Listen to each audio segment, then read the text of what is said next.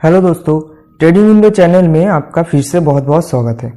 मैंने आप लोगों को बताया था कि अगले वीडियो में हम लोग कंपनी का फंडामेंटल समझेंगे, तो ज़्यादा टाइम वेस्ट ना करते हुए चलिए शुरू करते हैं। किसी कंपनी का फंडामेंटल को समझने के लिए हम लोगों को कुछ बेसिक चीज़ें समझना ज़रूरी है, जैसे कि कंपनी का बेसिक फाइनेंशियल स्टेटमेंट, कंपनी का बिजनेस क्या है और कौन इस बिजनेस को चला रहा है, और कुछ बेसिक कैलकुलेशन। ठीक है, ये जो कंपनी का फाइनेंशियल स्टेटमेंट है ये आप लोगों को कंपनी का एनुअल रिपोर्ट में मिल जाएगा, और कंपनी का बिजनेस के बारे में जानने के लिए जो डेटा चाहिए हम लोगों को वो कंपनी का ऑफिशियल वेबसाइट में से मिल जाएगा। बेसिकली फंडामेंटल एनालिसिस का दो पार्ट है, एक है क्वालिटेटिव एनालिसिस और दूसरा है क्वांटिटेटिव एनालिसिस। ठीक है, तो पहले हम लोग समझ लेते हैं क्वालिटेटिव एनालिसिस में क्या क्या आता है। ठीक है, तो क्वालिटेटिव एनालिसिस में पहला जो आता है वो है मैनेजमेंट बैकग्राउंड, मतलब कंपनी का ओनर कौन है, उनका बैकग्राउंड क्या है, उनका बिजनेस करने का एक्सपीरियंस क्या है, उनका एजुकेशन क्या है, उनके ऊपर कोई लीगल केस तो नहीं है, ये सब कुछ मैनेजमेंट बैकग्राउंड में आता है।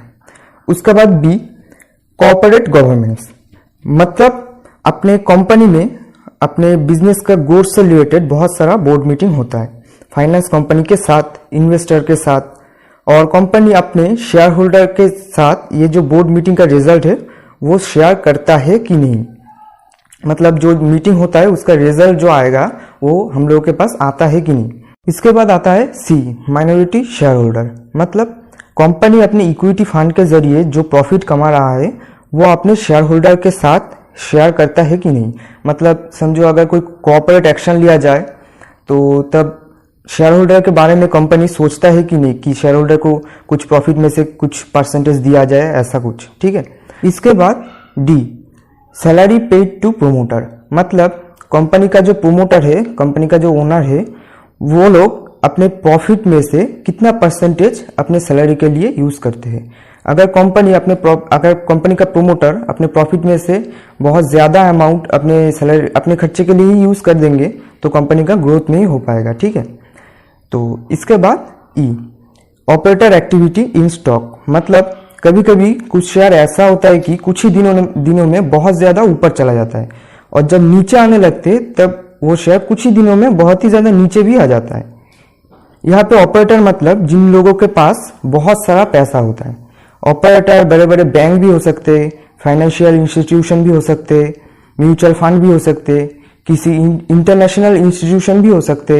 ये लोग जब एक साथ बाइंग करना स्टार्ट कर देते हैं किसी शेयर को, तब उसका दाम बहुत ही जल्दी ऊपर चला जाता है, और जब एक साथ सेल कर देते तब वो दाम नीचे भी चले आता है। ये ऑपरेटर एक्टिविटी जो है इसके बारे में मैं एक सेपरेट वीडियो आप लोगों को बना के दे दूंगा, ये एक बहुत बड़ा फंडा है। ठीक है, इसके बारे में हम लोग एक दूसरे वीडियो में डिस्कस करेंगे।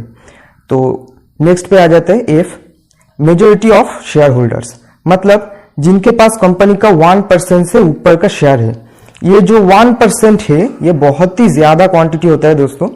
आप लोगों को मैं बता दूं, जिनके पास 1% से ऊपर का शेयर है कंपनी का, मतलब टोटल जो शेयर है उससे वो शेयर का 1% से ऊपर अगर किसी के पास होल्डिंग है तो उसको एक मेजर शेयर होल्डर माना जाता है। तो कंपनी का मेजर शेयर होल्डर कौन कौन है ये भी हम लोगों को जानना जरूरी है।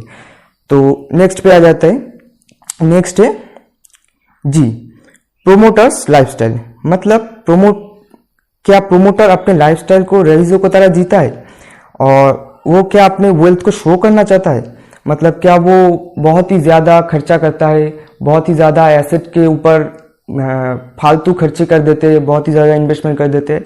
ठीक है, ये भी हम लोगों को समझना जरूरी है। तो दोस्तों अभी मैंने जो पॉइंट बताया ये सब फंडामेंटल के क्वालिटेटिव एनालिसिस के अंदर आता है। ठीक है, आप लोग समझ ही चुके होंगे कि क्वालिटेटिव एनालिसिस क्या है। बेसिकली हम लोगों को क्वालिटेटिव एनालिसिस से ये पता चलता है कि कंपनी का पूरा बैकग्राउंड क्या है, बैकग्राउंड डिटेल्स क्या है। ठीक है, अभी आ जाते हैं क्वांटिटेटिव एनालिसिस के ऊपर। ठीक है, तो स्टॉक मार्केट में इन्वेस्टर का क्वांटिटेटिव एनालिसिस के ऊपर ज्यादा फोकस रहता है।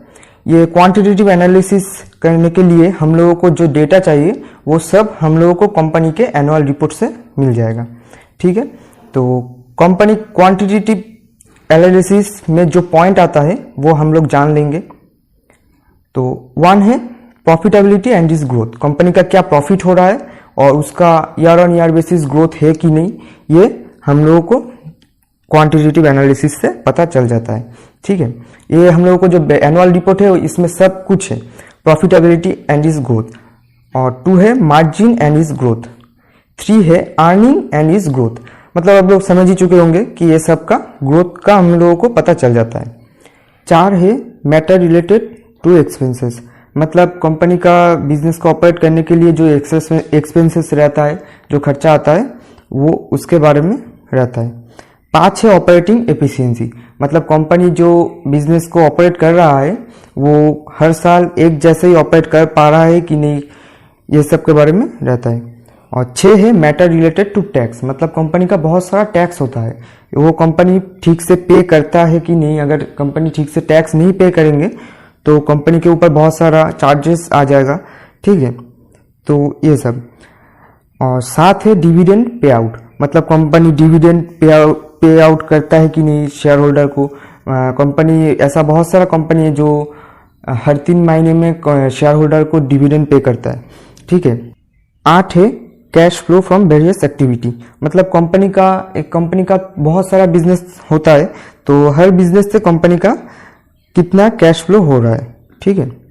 और 9 है debt, both short term and long term, मतलब कंपनी का जो डेट रहता है शॉर्ट टर्म डेट भी रहता है, लॉन्ग टर्म डेट भी रहता है, मतलब कंपनी जो बोरोइंग करता है, जो लोन लेता है, वो लोन के बारे में रहता है। ठीक है। 10 है वर्किंग कैपिटल, कंपनी जो बिजनेस कर रहा है उसका टोटल कैपिटल क्या है, उसका ग्रोथ हो रहा है कि नहीं, उसके बारे में रहता है, मतलब कंपनी का टोटल मार्केट कैपिटलाइजेशन आप समझ लो। 11 है एसेट ग्रोथ, मतलब कंपनी का जो एसेट है, मतलब कंपनी का जो बिल्डिंग है, जो लैंड है, मतलब कंपनी चाह रहा है कि जो एसेट कंपनी को जरूरत होता है उसका ग्रोथ हो रहा है कि नहीं। तो दोस्तों अभी मैंने जो पॉइंट आप लोगों को बताया, ऐसे बहुत सारा पॉइंट एनुअल रिपोर्ट में रहता है और भी बहुत कुछ रहता है एनुअल रिपोर्ट में। अगर जब हम लोग एनुअल रिपोर्ट को लाइव पढ़ेंगे तब हम लोग समझेंगे कि क्या क्या रहता है और उसमें से हम लोग को कौन सी चीजें समझना जरूरी है। ठीक है। तो दोस्तों आशा करता हूँ आप समझ चुके हैं कि किसी कंपनी का फंडामेंटल को समझने के लिए कंपनी के बारे में कौन कौन सी चीजें जानना जरूरी है। तो दोस्तों आज के लिए बस इतना ही, अगले वीडियो में फिर से मिलते हैं और अगले वीडियो में हम लोग जानेंगे कि कैसे हम लोग फंडामेंटली स्ट्रॉन्ग कंपनी को ढूंढ सकते हैं। और अगले वीडियो में मैं कुछ अच्छे कंपनी के बारे में डिस्कस करेंगे, जिन कंपनी को हम लॉन्ग टर्म के लिए होल्ड करेंगे। ठीक है, तो अगला वीडियो मिस मत करिएगा। और दोस्तों मैं देख रहा हूँ कि आप मेरा वीडियो देख तो रहे मगर सब्सक्राइब नहीं कर रहे, तो चैनल को सब्सक्राइब कर लीजिए ताकि मेरा हर वीडियो का नोटिफिकेशन आपको मिल सके। और वीडियो अगर पसंद आए तो लाइक करना मत भूलिएगा। तो दोस्तों अपना ख्याल रखिएगा, अभी के लिए बाय बाय।